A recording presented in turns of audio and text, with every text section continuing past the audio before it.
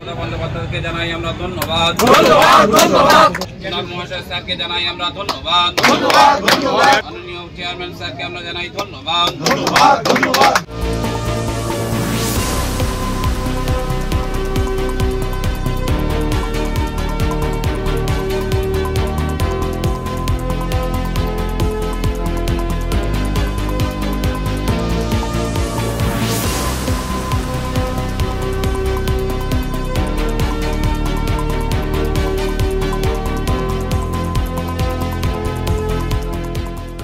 2009-এর যারা চাকরি প্রার্থী তাদের জন্য তাদের যে দীর্ঘ আন্দোলন, যে দাবিতে তারা আন্দোলন করেছিলেন, আমি আন্তরিকভাবে কৃতজ্ঞতা জানাবো আমাদের মাননীয় মুখ্যমন্ত্রী মমতা বন্দ্যোপাধ্যায়কে। তিনি আবারও প্রমাণ করেছেন যে তিনিই পারেন চাকরি দিতে, তিনি চাকরি দিতে ইচ্ছুক। কিছু আইনি জটিলতা, কিছু প্রতিবন্ধকতা যতটা সম্ভব তাড়াতাড়ি কাটিয়ে উঠে যারা চাকরি প্রার্থী আছে তাদের হাতে অ্যাপয়েন্টমেন্ট লেটার তুলে দিতে তিনি বরাবরই উদ্যোগী। তার কোনো ব্যতিক্রম ঘটেনি আজকের দিনে। আমরা এই যে কনভার্টেড প্যানেল এবং 5% যেটা অ্যাডিশনাল প্যানেল, সেটা আমরা আজকে প্রকাশ করছি। স্কুল এডুকেশন দপ্তর সেটা অনুমোদন দিয়েছেন এবং আমাদের মাননীয় মুখ্যমন্ত্রীর একেবারে আন্তরিক সদিচ্ছায় এটা অনেক তাড়াতাড়ি সম্ভব হলো।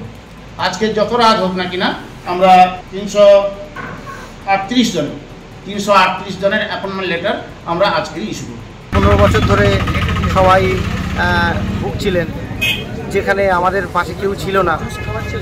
কোর্টে লড়াই, দিনের পর দিন কোর্টে ছুটে, দিনের পর দিন ডেপুটেশন দিয়ে বিভিন্ন দপ্তরে ছুটে যে এই প্যানেলটা আজকে প্রকাশিত হলো, তাতে তো অবশ্যই জয়। কিন্তু এবার সবার মুখে তো হাসি ফুটবে না। 1834টা সিট, কিন্তু আমাদের দাবি এখনো পূরণ হয়নি। এটা প্রথম দাবিটা আমাদের পূরণ হয়েছে, দ্বিতীয়, এবার তৃতীয়, চতুর্থ দাবি আমাদের থাকবে না। ওনারা আশ্বাস দিয়েছেন, অবশ্যই আশ্বাস দিয়েছেন বলেই আজকে আমরা অনশনটা তুলছি।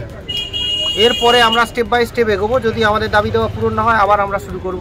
ভালো লাগছে, কিন্তু যারা এই আন্দোলনটা করলো, যাদের এতদিনের লড়াই, সেই দেবাশিস বিশ্বাস, লক্ষ্মী মণ্ডল, অরিত্র দাস, তাদের নামটা যখন দেখতে পেলাম না, সত্যি ভীষণ আনন্দ থাকলেও যেন সেই আনন্দ হচ্ছে না মনের মধ্যে। কি বলবো আর, এতদিনের লড়াইয়ের পর একটা প্যানেল হয়তো বেরিয়েছে, তার জন্য অসংখ্য ধন্যবাদ জানাবো চেয়ারম্যান স্যারকে। কিন্তু তবুও আনন্দ না, ওটা তো প্রসেসে আছে। উনি বলছেন সম্পূর্ণটা হোক, আরও অনেকের মুখে হাসি ফুটুক। আজকে হয়তো আংশিক জয় হয়েছে, এত বছর পর একটা প্যানেল বেরিয়েছে, কিছুটা জয় হয়েছে অনেকের মনে। 15 বছর পরে বেরিয়েছে প্যানেলটা। ভালো লাগছে, খুবই ভালো লাগছে। এর জন্য ধন্যবাদ দেবো ডিপিএসসি চেয়ারম্যান স্যারকে, ধন্যবাদ দেবো কুণাল স্যারকে, ধন্যবাদ দেবো মুখ্যমন্ত্রী দিদিকে, ধন্যবাদ দেবো।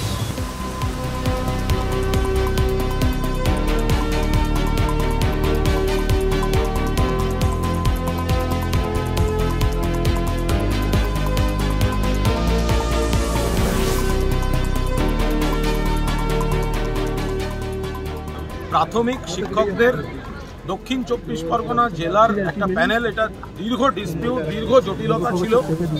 ওনারা যোগাযোগ করেন এবং ওনারা নিয়মিত যোগাযোগ রেখেছিলেন। এরপরে ওনাদের বিষয়টা বোঝার পর আমি সংশ্লিষ্ট দপ্তরগুলির সঙ্গে একটা আলোচনা শুরু করি। এর পরবর্তীকালে এটা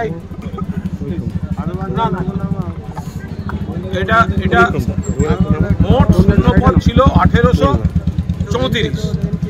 1834-এর মধ্যে প্রথম দফায় 1500 চাকরি নিয়োগ হয়েছে, বাকি ছিল 328। তো গত কয়েকদিন আগেও দেবাশিসরা গেছিলেন। এবার সেই জায়গায় দাঁড়িয়ে আমি মাননীয় চেয়ারম্যান অজিত কুমার নায়কের সঙ্গে কথা বলি, মাননীয় শিক্ষামন্ত্রীকেই জানাই। তারপর মুখ্যমন্ত্রীর নির্দেশে এই জটটা খোলার জন্য শেষ পর্যন্ত আজকে বাকি প্যানেলটা অর্থাৎ 328 সেটা এরা ডিপিএসসি থেকে ঘোষণা করে দেয়া হলো। এবার এখানে যারা আন্দোলন করছেন তারা আন্দোলন করছিলেন। এখানের একটা আন্দোলনের একটা ট্র্যাজিক ব্যাপার হচ্ছে যে শূন্যপদ হচ্ছে 1834। এবার হয়তো পরীক্ষা দিয়েছেন, সফলভাবে পাস করেছেন 3000 জন, কথার কথা বলছি, কিন্তু শূন্যপদ তো 1834। আপনি তো তার বাইরে যেতে পারবেন না।